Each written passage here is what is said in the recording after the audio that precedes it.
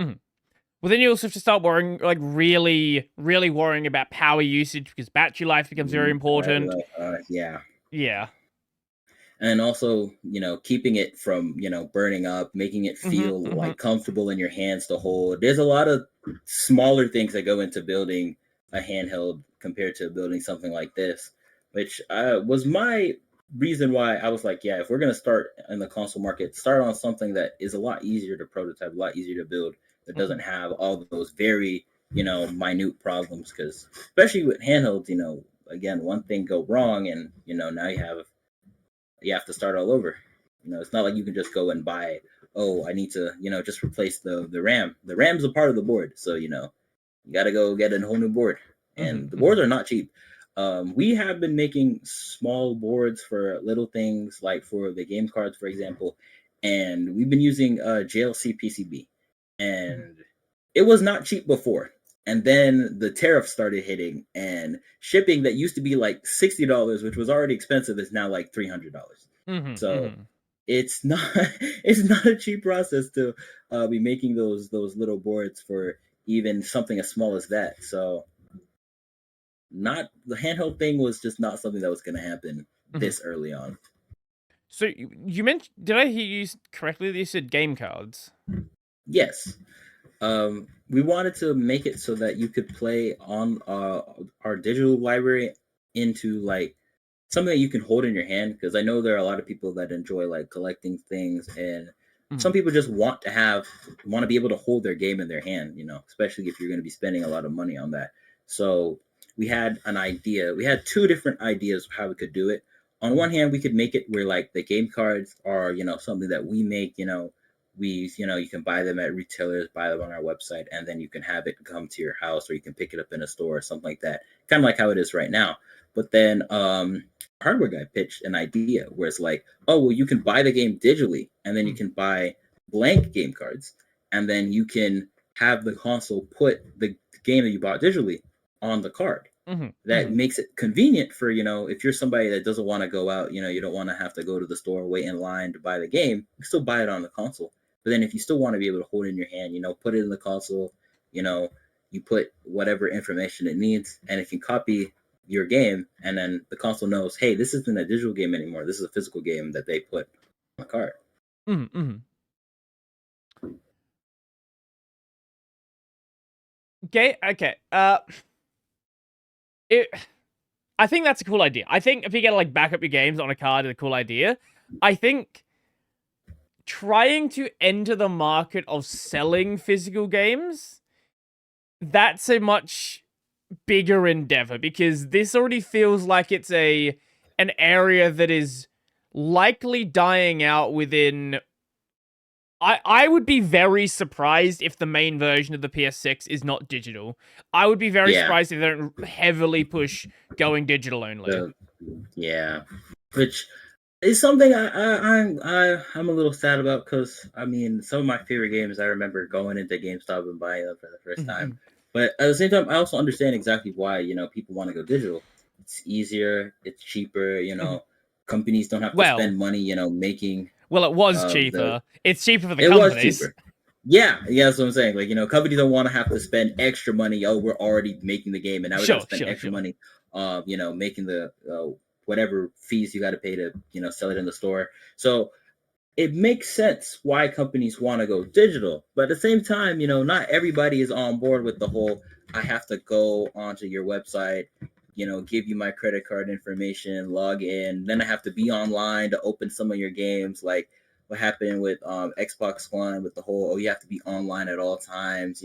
People, not everybody's going to be a big fan of stuff like that, which um, is actually why I really like the idea of just being able to back up your games onto physical media, because that way you kind of get the best of both worlds. You aren't spending, going to the store and being like, yeah, well, I gotta wait. This game's not in stock. Oh, companies don't want to spend that extra money, especially when 80% of their sales are going to be digital anyways. Mhm, And mhm, you can still offer the physical experience to users that really want that. mhm, mhm, mhm. So, with all of this being okay, it's not entirely open source, but a lot of it is open source. is the intention also to, in places where you are making use of like regular open source components, to contribute back up to these projects? For sure. We've already been talking about a proper. One of the things that I found out very quickly about when I was working on the compositor is that there is like no gamepad documentation in terms Hmm. of like how it'll work with Wayland. You kind of just have to write your own device drivers and hope and pray that it works. So Lovely.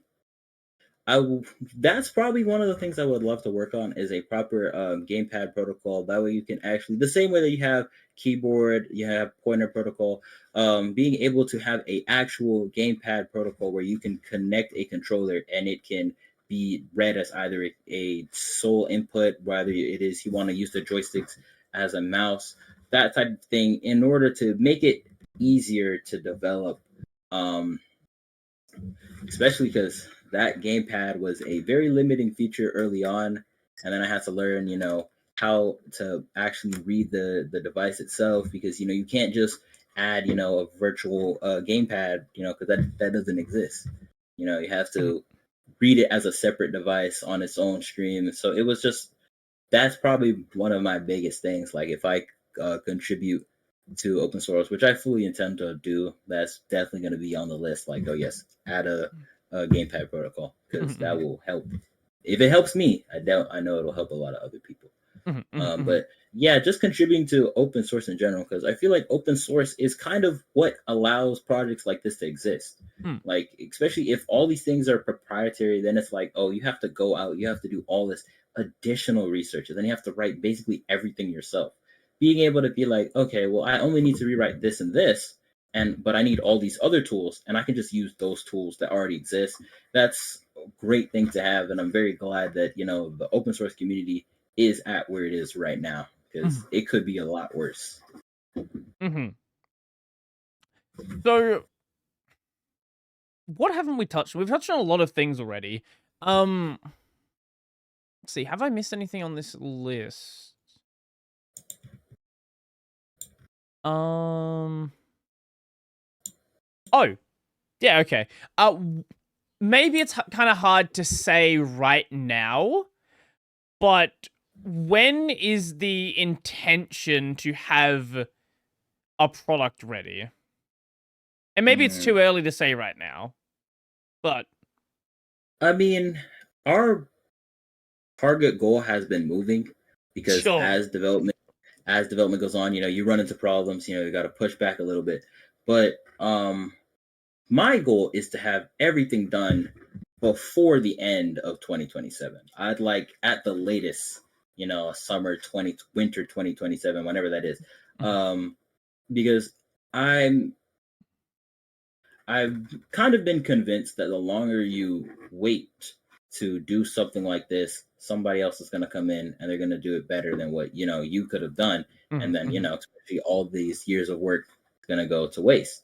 So, but then it's also about you know I don't think that it's going to take an additional 5 or 6 years to finish what's already there, especially at the pace that we're working right now. So I would like to, have everything done within the next 2 years, if Mhm. Mhm. shorter if possible. Shorter if possible. Okay. That's That's a stretch, I yeah, know, but yeah, that sounds difficult. yeah, it looks like 2027 is probably going to be the year. Okay.